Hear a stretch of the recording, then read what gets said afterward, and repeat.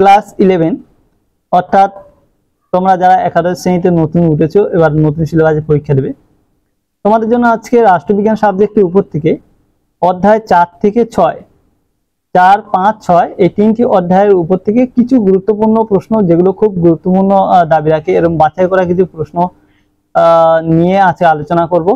পূর্বে একটি পার্ট দেওয়া ছিল, যারা দেখোনি তারা এই ভিডিওর ডেসক্রিপশন বক্সে দিয়ে খেয়াল করবে, সেখানে তোমরা একটি পার্ট পেয়ে যাবে। অর্থাৎ তোমরা 1 থেকে 3 নম্বর অধ্যায়ের উপর থেকে একটি পার্ট দিয়েছিলাম, তো সেটা একটু দেখে নিও যারা দেখোনি। আজকে তোমাদের ফের তারপর থেকে কিছু প্রশ্ন নিয়ে আলোচনা করছি। তোমরা এই প্রশ্নগুলোকে নোট ডাউন করে নাও এবং এইগুলোকে প্র্যাকটিস করো, তাহলে অনেকটা উপকার পাবে। তবে শুরুতেই তোমাদের বলে দিই, এমসিকিউ যেহেতু উপর থেকে পরীক্ষা তোমাদের হবে, তাই তোমরা যে যত ভালো বেশি করে খুঁটিয়ে পড়বে তত কিন্তু রেজাল্টটা ভালো হবে। এখানে জাস্ট কেমন ধরনের প্রশ্ন হতে পারে, কোনগুলো ইঙ্গিত গুরুত্ব, সেইগুলো আমরা করছি, তুলে হচ্ছি, বাট প্রশ্ন ওইভাবে কিন্তু পড়া উচিত নয়। তোমরা যতটা পারো বই পড়ো। এগুলো স্টুডেন্টদের উপর থেকে আমরা কিছু পরীক্ষা নিয়েছিলাম, এখানে দেখতে পাচ্ছ 20 নম্বরের উপর থেকে কিছু ছোট ছোট আকারে পরীক্ষা আমরা নিয়েছিলাম, সেইগুলো প্রশ্নগুলো তুলে হচ্ছি। এগুলো তোমরা দেখো, উপকার পাবে, কিন্তু তোমরা ভালো করে কিন্তু খুঁটিয়ে পড়বে। আমরাও সেম স্টুডেন্টদেরকে বলছি এবং পড়াচ্ছি, তোমরাও কিন্তু খুঁটিয়ে পড়ো। এই প্রশ্নগুলো কি কি রেখেছিলাম একটু তোমরা দেখো, উপকার পাবে। চ্যানেলে যারা নতুন তারা অবশ্যই চ্যানেলটিকে সাবস্ক্রাইব করে নিও, কারণ নিত্য নতুন তথ্য এবং সাজেশন পেতে কিন্তু চ্যানেলের সঙ্গে তোমাদের যুক্ত থাকতে হবে। এবার দেখো প্রশ্নগুলো কি কি থাকছে, রাখা হয়েছিল। প্রথম প্রশ্ন রাখা হচ্ছে, দুষ্পরিবর্তনীয় সংবিধানে সরকারের কোন বিভাগে প্রাধান্য পরিলক্ষিত হয়? বলে দেওয়া আছে আইন বিভাগে, শাসন বিভাগে, বিচার বিভাগে আর আমলাতন্ত্রে।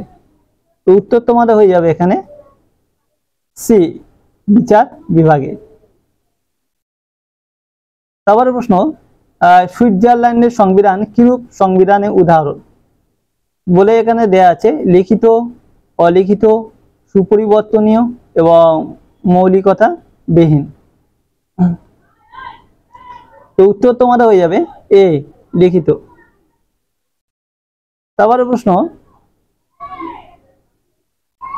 বিশ্বের প্রাচীনতম লিখিত সংবিধান হলো? বলে দেয়া আছে ব্রিটিশ সংবিধান, কানাডার সংবিধান, জাপানের সংবিধান, মার্কিন যুক্তরাষ্ট্রের সংবিধান। এখানে তোমাদের উত্তর হয়ে যাবে অপশন বি, মার্কিন যুক্তরাষ্ট্রের সংবিধান। পরের প্রশ্ন, জরুরি অবস্থা বা সংকটকালীন পরিস্থিতিতে কোন সংবিধান অধিকতর উপযোগী? অপশন দেওয়া আছে দুষ্পরিবর্তনীয়, সুপরিবর্তনীয়, মিশ্র সংবিধান, সুপরিবর্তনীয় ও দুষ্পরিবর্তনীয় সংবিধান। উত্তর হয়ে যাবে তোমার অপশন বি, সুপরিবর্তনীয় সংবিধান। পরের প্রশ্ন, সংবিধান হলো রাষ্ট্রের চরম কর্তৃত্বের শৃঙ্খলাবদ্ধকরণ। কোথাটি বলেছে? জেনিংস নাকি প্লেটো না হেগেল না অ্যারিস্টটল? উত্তর হয়ে যাবে তোমাদের অপশন বি, অ্যারিস্টটল। তারপরে প্রশ্ন, ধনবৈষম্যমূলক সমাজ ব্যবস্থায় ধনিক শ্রেণীর স্বার্থ রক্ষার প্রয়োজনে সৃষ্ট কতগুলি নিয়মকানুনই হলো রাষ্ট্রের সংবিধান, একথা বলেছেন। বলে অপশন দেওয়া আছে মার্ক্সবাদীরা, নৈরাজ্যবাদীরা, উদারনীতিবাদীরা, বস্তুবাদীরা। তো এখানে তোমাদের অপশন হয়ে যাবে এ, অর্থাৎ মার্ক্সবাদীরা। তারপরে প্রশ্ন আছে দেখো, সংবিধান সভা গণপরিষদের স্পিকার ছিলেন? বলে জি.ভি. মবলঙ্কর, রাজেন্দ্র প্রসাদ, কৃপালিনী আর আজাদ। উত্তর হয়ে যাবে তোমাদের অপশন এ, জি.ভি. মবলঙ্কর। পরের প্রশ্ন, গণপরিষদে খসড়া কমিটির সভাপতি ছিলেন কে?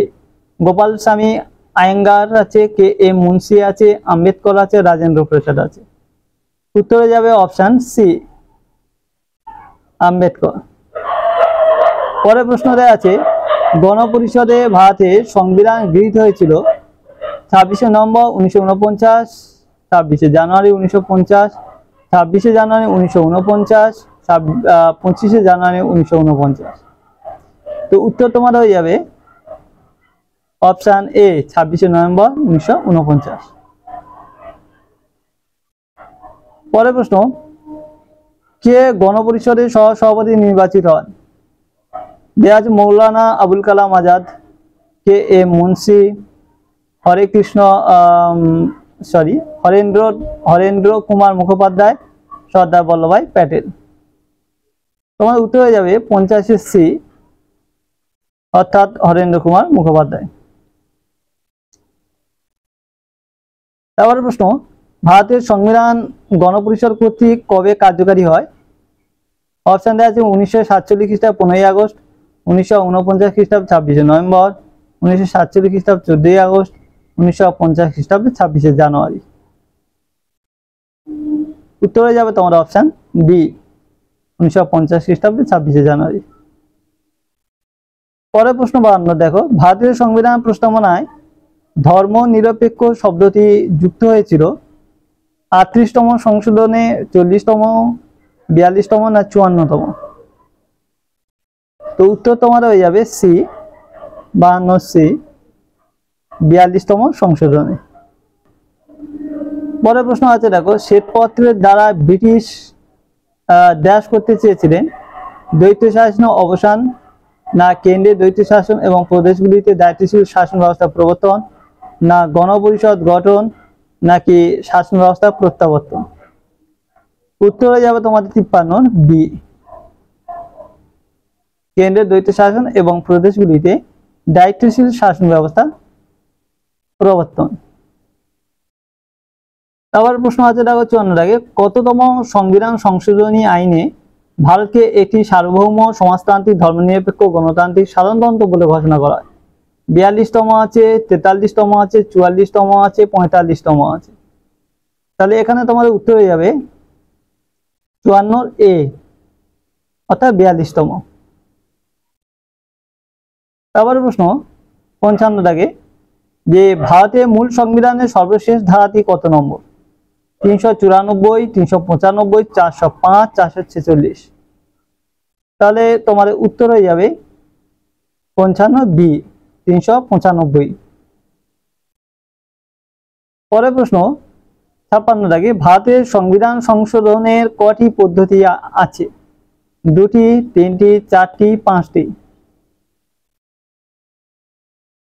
তাহলে 56 দাগে উত্তর হয়ে যাবে তোমাদের বি, 3টি। 57 দাগে, ভারতের সংবিধানে প্রথম সংশোধনী পাস হয় 1950, 1951, 1952, 1953? 57 দাগে উত্তর হবে তোমার অপশন বি, 1951 খ্রিস্টাব্দে। 58 দাগে, ভারতীয় সংবিধানের ব্যাখ্যাকর্তা হলেন কেন্দ্রীয় আইনসভা, না কেন্দ্রীয় মন্ত্রিসভা, না রাষ্ট্রপতি, না সুপ্রিম কোর্ট? তাহলে উত্তর হয়ে যাবে তোমার অপশন ডি, সুপ্রিম কোর্ট। এবার দেখো কিছু বিবৃতি আছে। বিবৃতি 1-এ দেওয়া আছে ভারতের মূল সংবিধান প্রস্তাবনা সমাজতান্ত্রিক শব্দ ছিল। বিবৃতি 2-তে দেওয়া আছে ভারতের মূল সংবিধান প্রস্তাবনা ধর্মনিরপেক্ষ শব্দ ছিল। বিবৃতি 3 ভারতের মূল সংবিধান প্রস্তাবনা গণতান্ত্রিক শব্দ ছিল। বিবৃতি 4 ভারতের মূল সংবিধান প্রস্তাবনা সার্বভৌম শব্দ ছিল। বলে এখানে অপশন দেয়া আছে পরপর, যেগুলো ভুল হয়েছিল কেটে দিয়ে পাশে আবার সঠিকভাবে লেখা আছে দেখো। তো এখানে উত্তর তোমাদের হয়ে যাবে এটা অপশন সি, মানে 1, 2 সত্য এবং 3, 4 মিথ্যা। এবার 60-এর দাগে দেখো, ভারতীয় সংবিধান রচনার জন্য গঠিত খসড়া কমিটির সদস্য কে ছিলেন?